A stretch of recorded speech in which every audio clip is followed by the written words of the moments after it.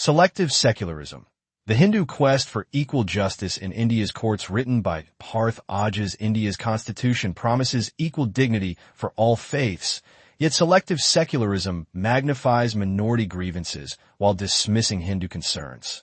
This imbalance erodes judicial trust, delays justice for temples, and undermines the very foundation of one of the settled principles of law, is that justice must not only be done, but also seem to have been done, a principle that lies at the heart of judicial credibility. Citizens repose immense trust in the judiciary because they see it as the guardian of their rights, the neutral arbiter in times of conflict, and the ultimate protector of constitutional guarantees.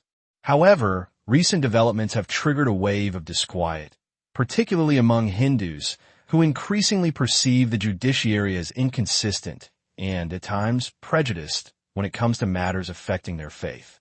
The controversy sparked by Chief Justice B.R. Gavai's remarks in the Vishnu Murthy restoration case, where a genuine plea was brushed aside as publicity interest litigation, brought these concerns into sharper focus.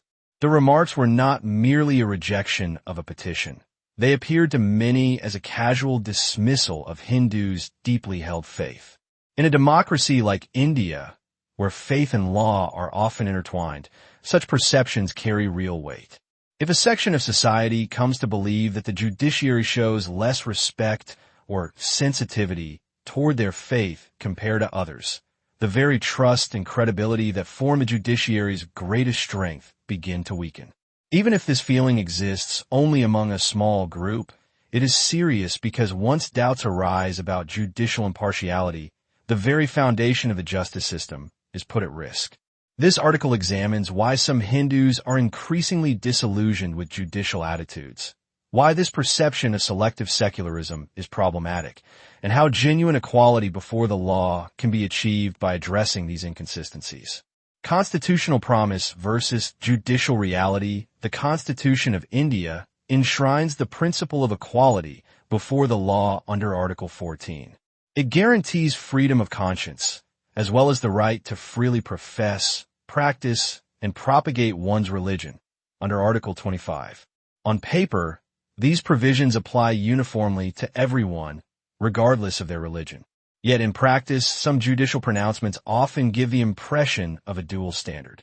Hindu institutions are policed more stringently, their practices scrutinized with an activist lens, and their sacred spaces, temples, are controlled mainly by the state. Minority institutions, by contrast, are often treated with greater deference, their claims accommodated with urgency, and their traditions protected from state interference. The dissonance between constitutional ideals and practical reality has created fertile ground for critics to believe that the secular India and its judiciary are not entirely impartial when it comes to Hindu concerns. Faith denied at Khajuraho, the Javari Temple in Khajuraho, a UNESCO World Heritage Site, houses a 7-foot broken Murthy of Lord Vishnu.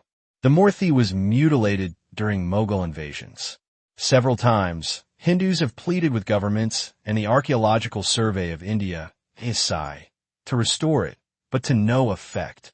The desecrated Murthy results in a practical denial of Hindus' Article 25 right to freely worship. As such, their right to restore the sacred Murthy flows directly from the constitutional guarantee under Article 25.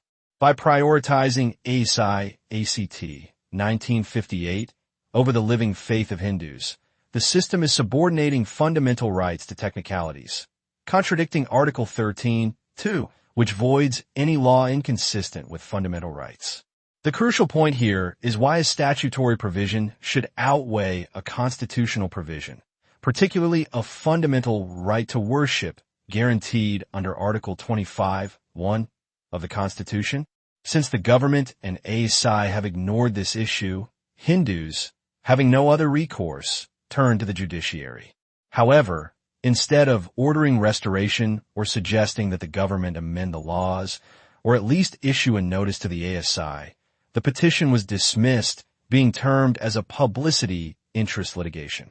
The oral remarks by CJI Gavai, telling petitioners to go and ask the deity itself to do something, If you claim to be a staunch devotee of Lord Vishnu, then you should pray and engage in meditation, were seen as belittling.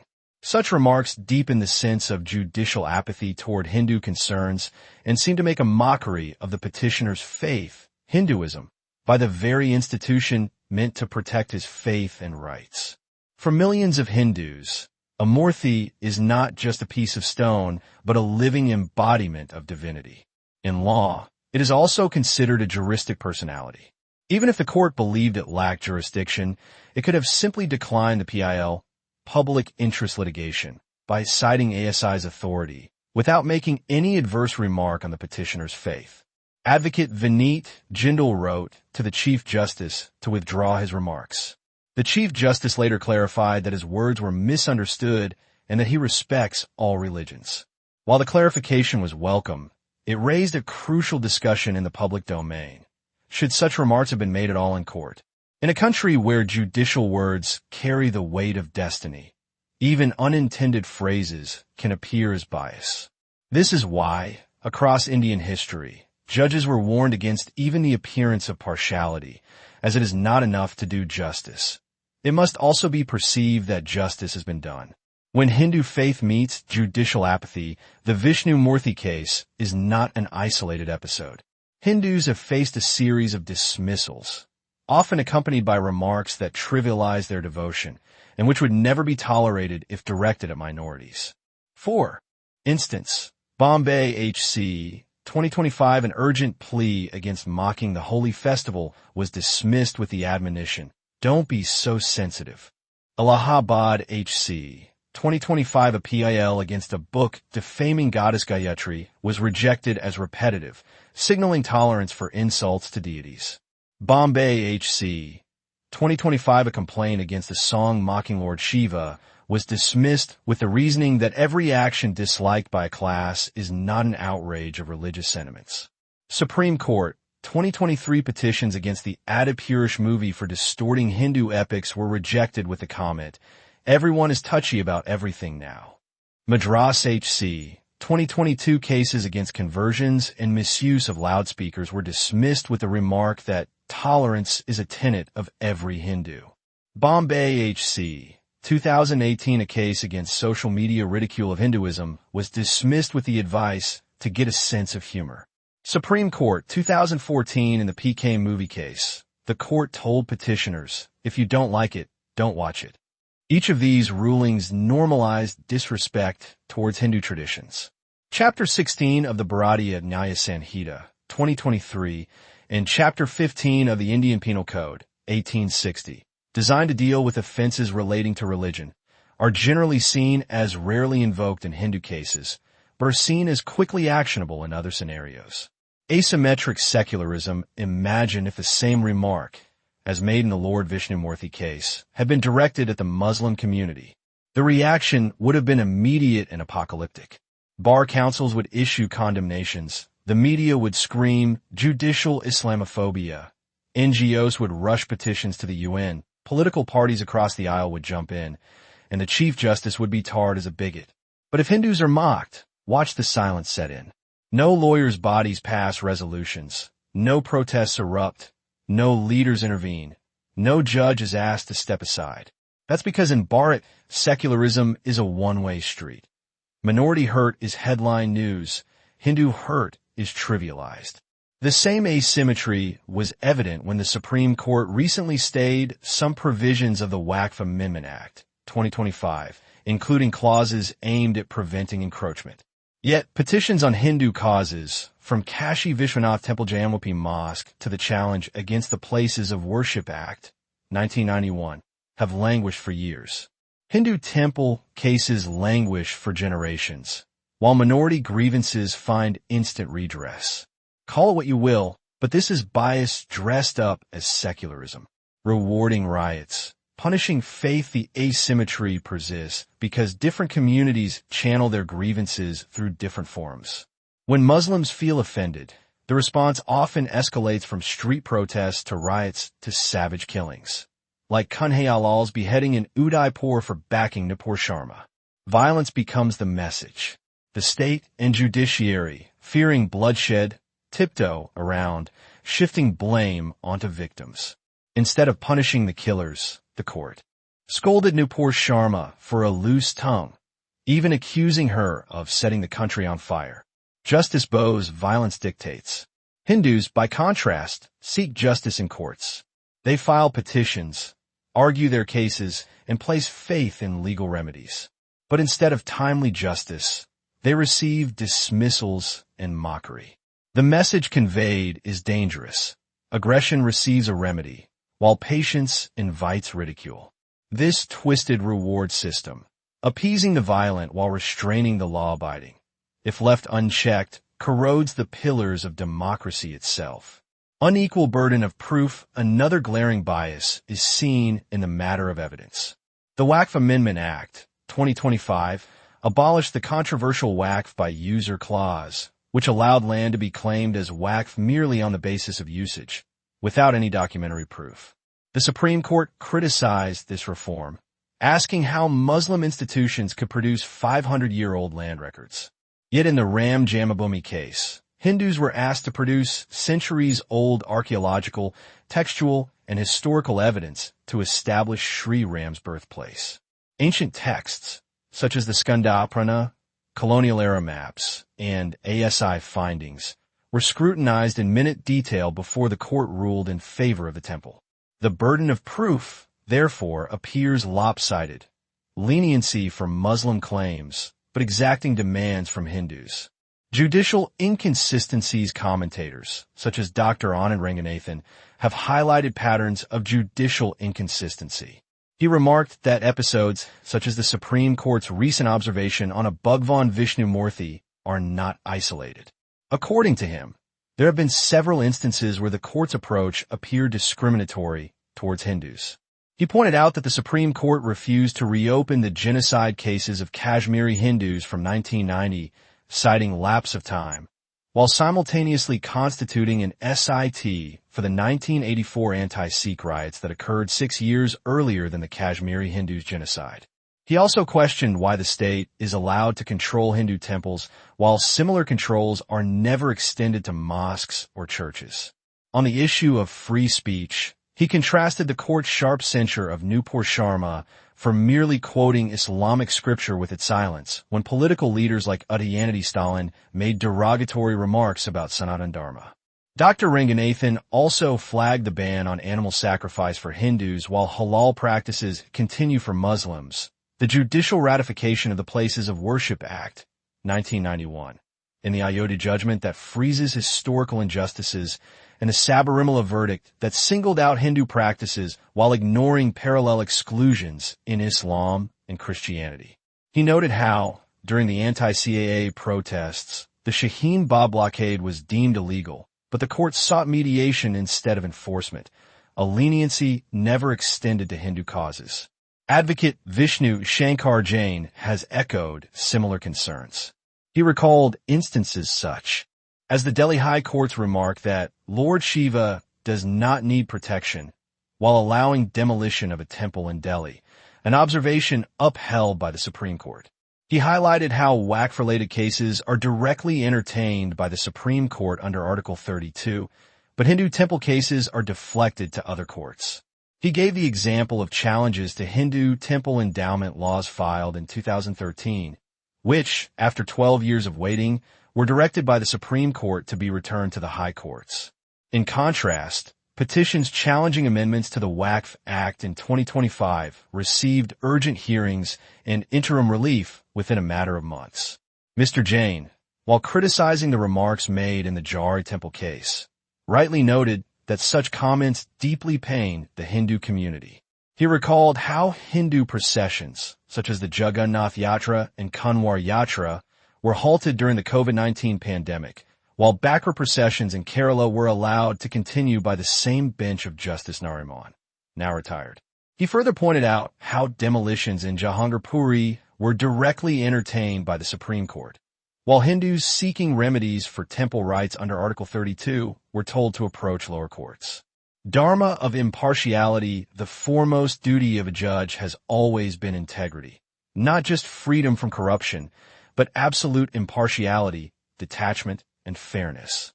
In Bharat's civilizational ethos, judicial integrity is seen as a sacred duty, Dharma, equated with the performance of a yajna. The Smritis and Nitishastras gave this concept an exceptionally wide meaning.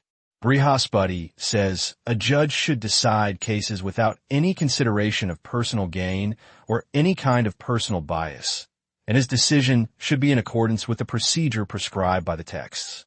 A judge who performs his judicial duties in this manner achieves the same spiritual merit as a person performing yajna. The strictest precautions were prescribed to ensure impartiality. Trials were to be conducted in open court, and judges were forbidden to converse privately with parties while a suit was pending, recognizing that such dealings may lead to pakshapat, partiality. Shukranidasura enumerates 5 causes that destroy impartiality: attachment, greed, fear, enmity, and private hearings. It further insists, the judges appointed by the king should be well versed in procedure, wise, of good character and temperament, soft in speech, impartial to friend or foe, truthful, learned in law, active, not lazy, free from anger, greed, or desire for personal gain. Indeed, Bharat has the oldest judicial system in the world, and no other civilization has upheld such an exalted vision of integrity in public office. The path forward, it must be said that in a number of landmark judgments, Bharat's judiciary has acted to shield Hindu Dharma from dilution. In Sastry versus Muldas, 1966, the Supreme Court rejected the attempt to classify Swaminarayan followers as non-Hindus, affirming that Hinduism is a broad, living, and inclusive tradition rooted in the Vedas, the Smritis, the Puranas, and the Upanishads. This was not merely a verdict. It was a civilizational safeguard against fragmentation of Dharma. Similarly, in Aruna Roy versus Union of India, 2002, the court upheld the inclusion of Vedic wisdom in school teachings, making it clear that exposing students to scriptures of all faiths, including Hindu texts, did not violate the principle of secularism. It is also important to note that Hindus deeply respect the judiciary and acknowledge its invaluable contributions to sustaining democracy and justice. However, it is also abundantly clear that certain reforms are necessary to preserve that respect. Equal protection for all religions. Any attack on Hindu Dharma must be treated with the same seriousness as an attack on any other religion. Selective outrage, where only particular religious sentiments invite immediate judicial or political response, undermines both secularism and justice. Penal provisions under the Bharatiya Nyaya Sanhita, 2023, related to offending religious sentiments must be applied equally, regardless of whether the accused is Hindu, Muslim, Christian, or from any other religion. In selective secularism, the core of the problem lies in the distorted meaning of secularism, where Sarv Dharm Sambhav, equal respect for all faiths, has been replaced by appeasement of some, neglect of others. There must be a complete bar on selective secularism. Secularism should not be interpreted as the erasure of Hindu practices while defending minority rights. Public responsibility. There is an urgent need to define what secularism truly means in India. The Supreme Court must clearly state this in its judgments. Until then, judges should use public and academic forums to explain it. If they openly highlight the dangers of selective secularism, political parties will be less likely to exploit it for electoral gain, and citizens will resist divisive politics. Likewise, if parties challenge bias, judges too will act with greater care. Such a balance between the judiciary, politics, and society is vital to ending selective secularism and upholding both individual dignity and national integrity, as promised in the preamble. Temple autonomy and religious parity. The state's control over Hindu temples, while other religious institutions enjoy autonomy, must end. Judicial intervention should mandate parity. Either all religious institutions are regulated equally, or all are left free. Anything less is discriminatory. Timely and equal hearing of petitions. One of the strongest grievances among Hindus is the uneven pace of hearings. Petitions concerning Hindu Dharma often languish in courts for years, while petitions involving other religions are heard with remarkable speed, sometimes even at midnight. For example, the Waqf Amendment Act, 2025, was challenged and granted interim relief within months. Yet petitions on. Crucial Hindu causes, such as the constitutionality of the Places of Worship Act, the Jayamvapi Masjid, or the Khajuraho Temple Sambhav case, remain pending for years. Worse still, Hindu matters are often directed to the high courts, whereas similar issues of other religions are entertained directly by the Supreme Court. To restore balance, the court must adopt a uniform standard. Similar cases must receive similar attention. If the Supreme Court decides to hear a matter directly, it must also do so for Hindu petitions of a similar nature. And if it transfers a case to another court, it must record reasons distinguishing them from earlier cases of other religions that it entertained directly. Equality before the law demands nothing less. And at the same time, transparency will dissolve suspicion and reaffirm faith. Live streaming of court proceedings. All court proceedings must be live-streamed, in line with Justice D.Y. Chandrachud's own observation in the Swapnil Tripathi case, 2018, that sunlight is the best disinfectant. Live telecasts will ensure transparency, discourage ideological biases, and reinforce that judgments are based on law and research rather than personal predilections. Hearing on merits. Cases must be heard and decided strictly on their merits, i.e., on the substantial points/core issues involved in the case. Courts must evaluate legal arguments, remedies, and precedents rather than the ideological leanings of a particular judge. The judiciary must recognize that rejecting petitions related to Hindu Dharma without reason analysis is not merely dismissing arguments. It is dismissing core legal and civilizational issues, emotions, and constitutional rights under Articles 25 and 26. Codifying judicial integrity norms and accountability. Drawing from the Dharma injunctions of Brihaspati, Shukranidasara, and other related texts, modern India must strengthen its judicial code of ethics. Integrity, impartiality, and freedom from attachment or fear should not remain abstract ideals, but be concretely codified, monitored, and enforced. Judicial accountability must be strengthened, and judges engaging in improper practices, such as corruption, should be held accountable and dealt with strictly. By implementing these reforms, the judiciary can rebuild faith among all Hindus, not by granting them special privilege, but by ensuring equal dignity. Hindu Dharma has always embraced pluralism, but it must not be the only faith asked to continuously compromise and be extra tolerant in the name of secularism. Conclusion: the Indian Constitution envisions equal respect and protection for all religions. Yet, selective secularism, where minority grievances are amplified while Hindu concerns are brushed aside, betrays that vision. For Hindus, the faith that has sustained this land for millennia, justice cannot mean being told to be tolerant, pray for relief, or wait decades while others receive swift remedies. If secularism is to mean anything, it must mean equal dignity for all. Hindus are not asking for privilege, they are asking for parity. When temples are demolished, when murtis, festivals, and rituals are mocked, when petitions linger without resolution, it is not only Hindu Dharma that suffers.